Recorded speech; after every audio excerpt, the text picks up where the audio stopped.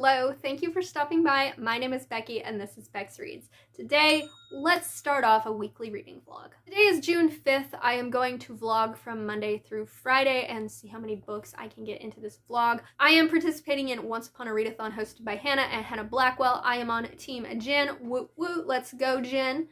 And I am also participating in Seasonathon hosted by Kaylani at Kaylani Simply Me. So we're going to see how many of these books I can give to both of those. I finished one book this morning actually while I was laying in bed, and it was a very short 68-page novella. It was called Djinn and Tonic. This is the story of a woman who is the daughter of a very powerful Djinni, and she has pretty much forsaken her powers to live among the humans and the other creatures in this world as a bartender. And one day out of the blue, her father shows up and he's trying to convince her to start using her magic again, because if she doesn't, bad things are going to happen. And in the midst of this, some vampires storm into her bar. They are looking for a dragon prince and they start killing everybody. I ended up giving this 2 stars. It was fine. I want to say not a lot happened. There was a lot of action. Don't get me wrong. There was a lot of action and a lot of killing. But other than that, nothing happened in this book. Like, nothing was resolved. I didn't really get a good scope of her powers and what she was able to do. I didn't feel a connection to any of these characters whatsoever. So I read it. I am also almost finished with Daughter of the Salt King, and this will give me points for my Djinn mascot as well, because this does have a Djinni in it. So I have about 4 chapters left in this book. This is an adult, well, let me say this. This is supposed to be an adult fantasy romance about this girl who is the daughter of a salt king. He prostitutes his daughters out starting at the age of 13 to visiting high-ranking officials from different like clans or countries or whatnot, in the hopes to form alliances so that he can strengthen his power. And our girl Emil here, she is 22 and it's her final shot to secure a marriage. If she doesn't secure a marriage by the time she's 23, her sadistic, abusive father is going to kick her out, banish him, and she's going to be homeless and fighting for her life. That's just how it works in this country. So it's her final shot at this, and she almost secures a marriage, but then something happens and the guy dies. So she's back to square one. During the time that something happens, she ends up releasing her father's Djinni. And in doing so, he is connected to her. He is able to grant her wishes as well as her father's, because he is still connected to her father because he holds his vessel that he lives in. But because Emil released him, he is also connected to her. So she is trying to figure out how his magic works. She doesn't really want to make wishes from him because you have to be very careful with how you word things, because sometimes the wishes you make don't often come to you as you wish they would. And through this, they form a stronger relationship and he becomes very attached to Emil. And that is where I'm at currently. So this isn't exactly what I went into it expecting. From the synopsis, I thought that Emil was going to use the Djinni and his power to escape her father. Now, she might do that by the time I finish this book, but as of right now, I only have 4 chapters left. The girl hasn't tried to escape her father at all. She hasn't really made any wishes using this Djinni that impact her situation. And again, nothing much is happening in this book. I see very little of the Djinni's power. I've seen him like stop time and he's able to like vanish, but she hasn't requested any wishes, and so I haven't seen his power really happen. And she's just not really trying to get out of her father's clutches. She rebels and she travels to the local market. She's not supposed to. She bribes her guards, but she's not actively trying to get away from this situation. It's also very insta-lovey. I feel no chemistry between these characters because for a lot of the book, they're not even together. There's only like a handful of times within this book that they've been in the same situation. So when she's like, oh, I love him, I'm just like, well, how? How did that happen? Yeah, this wasn't exactly the fantasy romance I was hoping it would be. I am also, well, I'm a little bit past 50% in Blade of Rose by Miranda Honfleur. I had no idea what this was about, quite honestly. It was just a cover by. But she's a thick 'un. In this, we are following Raelle. She is training to be a master mage. She is supposedly the mate and fiance to this werewolf. He is under a spell, and she is the only one that can break it by entering this marriage. But at 13, she told him no, and so that just hurt his poor little feelings. So they've been at odds with one another ever since, but he really needs her because she is the only person who can really calm him down when he goes all wolfy. She gets sent on this mission to take this paladin to another part of the country to do something. I'm still not clear what the fuck they're supposed to be doing. But in the midst of this, her best friend has also gone missing, and so she figures, well, 2 birds, 1 stone. I will help him get where he needs to be, and I will also try and find my friend who has gone missing. So this book has no right being this fucking long. No fucking right. Because once again, not a lot is happening. What is with these books? Why am I starting off the month reading books where nothing much is happening? This is a journey trope, and I'm liking the journey to like the different parts of the country and seeing how it's set up and the different creatures and things like that. I also like the relationship between this paladin and Rimmel. They have a bit of a past. She saved his life once when he was injured, but he has no memory of her doing it, and she's not telling him. But he's starting to like piece together that she seems familiar, and so their relationship is starting to blossom. Meanwhile, she's still engaged to this werewolf guy who she hates. So it's got a lot of drama and angst in it, which while I'm enjoying, I'm also not enjoying because it's just like, just tell them the fucking truth already, you know? I am listening to this on audio because there was no way I was gonna sit down and read this brick-ass book. And I like the audio narration, and when I'm listening to it, I'm there. I'm engaged with the story. I'm interested in what's happening. But the minute I stop listening, I forget. I forget that this story exists. I forget that these characters are there. And at this point, I am right here. He's just discovered that she's betrothed to this werewolf. She hasn't told him in this entire fucking section of a book. She never told him that. So he figured that out, and he's rightfully upset by it, and that's where I stopped reading. But yeah, this book has no business being this fucking long. It's also a book in like a quartet. I can already tell you, I am not continuing on with this, but I am going to finish it because this will fulfill the big book prompt in Seasonathon. It will not count toward anything really for Once Upon a Readathon other than a book read. Hopefully by the end of the week I get it finished. Let's say that. That's the goal. But that is what I am starting this week reading. I am not feeling the greatest today. I think I slept wrong because I'm fucking old or something, and it fucked up my back, so I can't take very deep breaths because it's so painful. So I think my ass is going to do what I need to get done today, and then I'm just gonna sit down on a heating pad and or maybe finish these books. This one at least I will finish. I left my tripod upstairs. I'm too lazy to go get it. I'm still not feeling super great today. My back is still hurting, and then on top of that, my uterus decided, hey, let's give you some out of context cramps. The fuck? My body ain't doing great, my books ain't doing great. Anywho, I did finish A Daughter of the Salt King. I left the book upstairs, and like I mentioned, I'm too lazy to go get it, so insert cover image. I ended up giving this a very low 3-star. I did like the desert setting.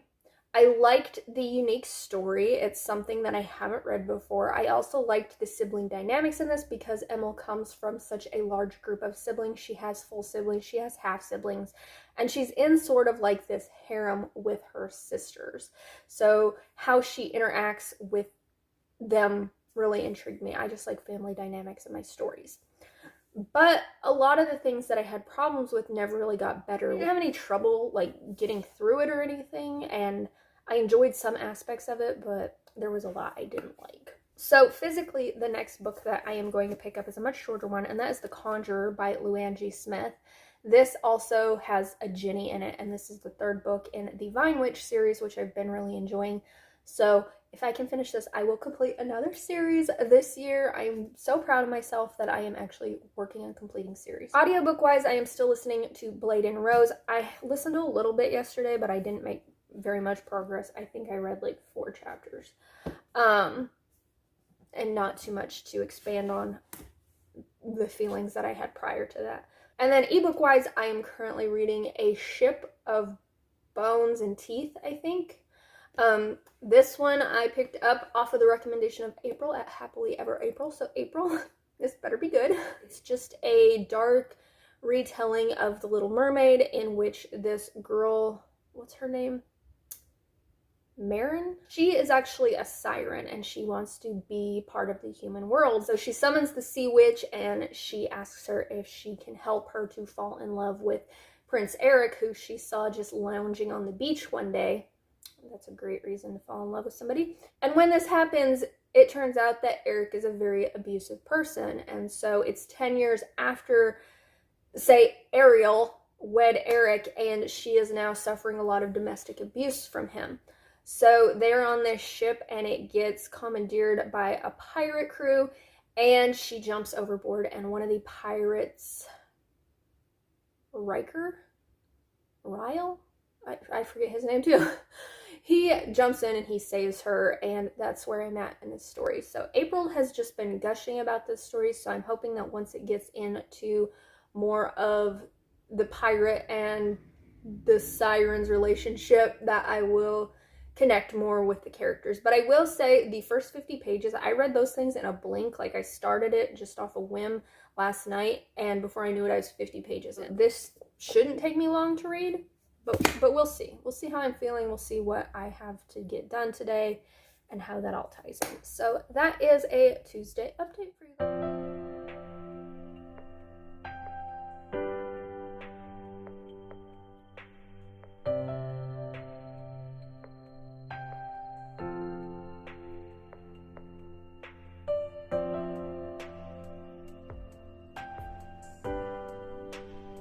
It's Thursday. I didn't read anything yesterday, so I didn't have an update for you, but I did finish reading Blade and Rose by Amanda Hanna-Fleur. This gets a 3-star for me. By the end of it, I actually started losing interest in like the last, I don't know, 10% of this book. It did have a surprising twist at the end that I didn't see coming. I will say that it's a good fantasy romance if you're looking for a fantasy romance that leans more toward the fantasy than the romance. The romance is just like the subplot within this. And this is an expansive series, but I didn't really enjoy the whole love triangle thing that went on here, especially because our main character starts to like the guy that she once didn't. No, I didn't love that. And I just had no connection to these characters at all. I didn't really care about their plights or anything like that. So it was fine.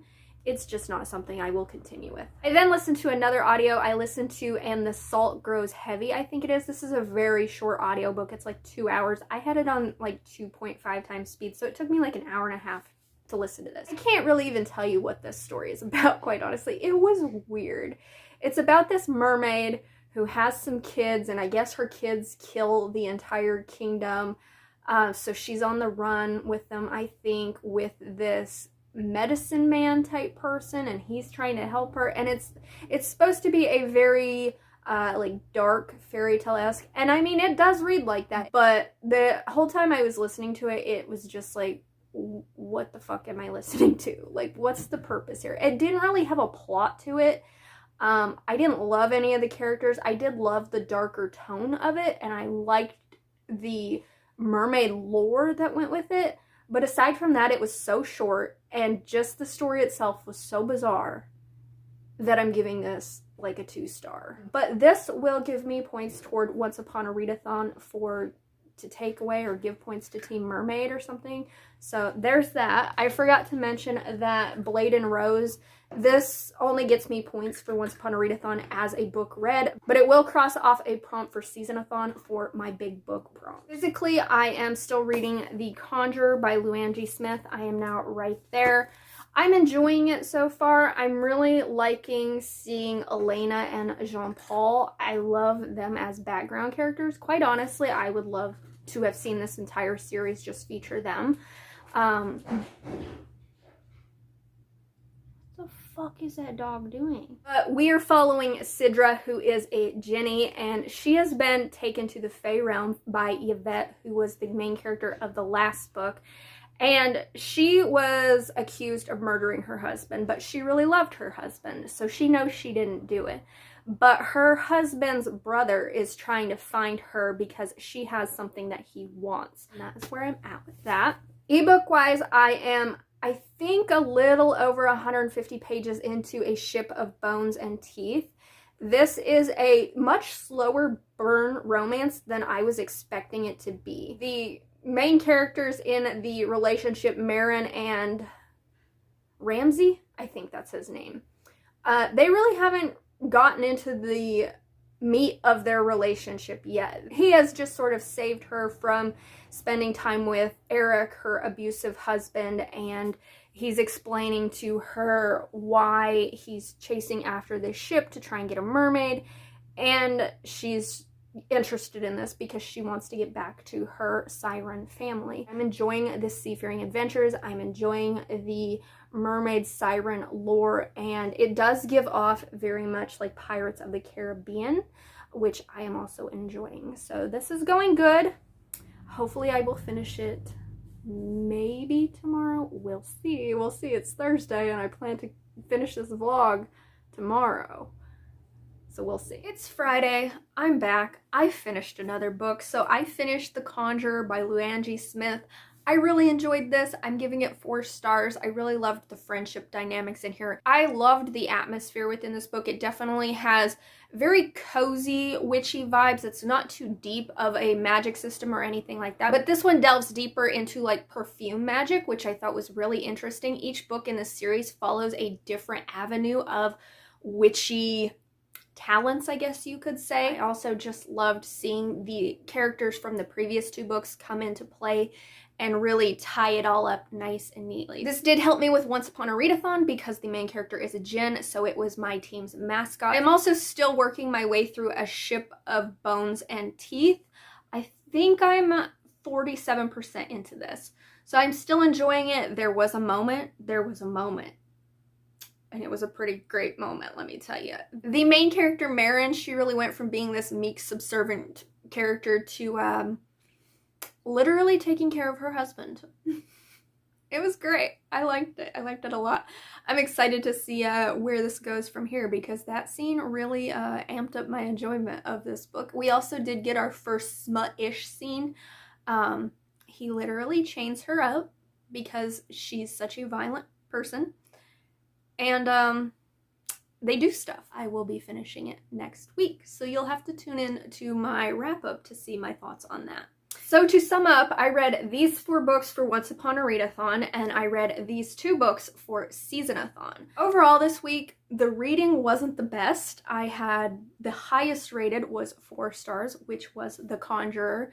Everything else was a 3-star or below, sadly. Thank you for spending time with me on this vlog. Let me know down in the comments, are you participating in Once Upon a Readathon or Seasonathon? And if you've made it this far in the video, could you leave me the little genie emoji? So thank you so much for watching, and until my next video, let's get some magical books read.